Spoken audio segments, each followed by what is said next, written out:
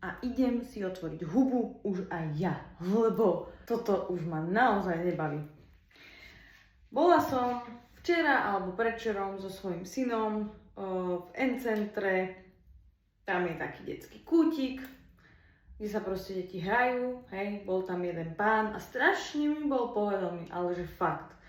A v tom, ako som tam chvíľu pobudla, tak ma napadlo, že asi to je ten, čo tiež točí videá na sociálne siete. Sice neviem, ako sa volá, ani ho nesledujem, ani nič, ale viem, že bola, keď 2-3 videá mi vyskočili.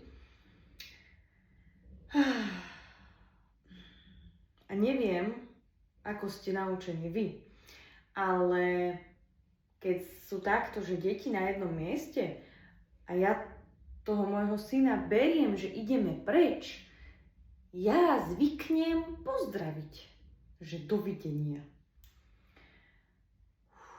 No vy keby vidíte ten jeho výraz, jak tam ležal na tom, takto opretý, že takú facku. Boha jeho, tak strašne moc normálne tieto arogantné veci.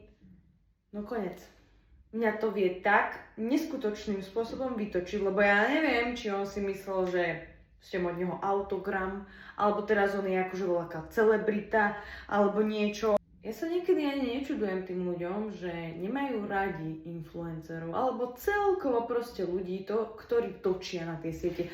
Pretože, pamätám si, tie jeho 2-3 videjka, že o čom boli a som si povedala, akože keď som to videla, že jaký fajn chlap, hej, že však rozmýšľa. A jednoducho vám príde ten človek úplne v pohodičke, hej. A potom vy ho niekde vidíte, stretnete a chová sa hen tak. Ja fakt neviem, čo sa tu deje, ale není to dobré. Není a už o tom budem hovoriť nahlas, pretože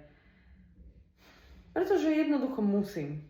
Pretože pokiaľ to niekto nebude počuť, niekto, kto to potrebuje si akože niečo uvedomiť, tak to nikdy nezmení.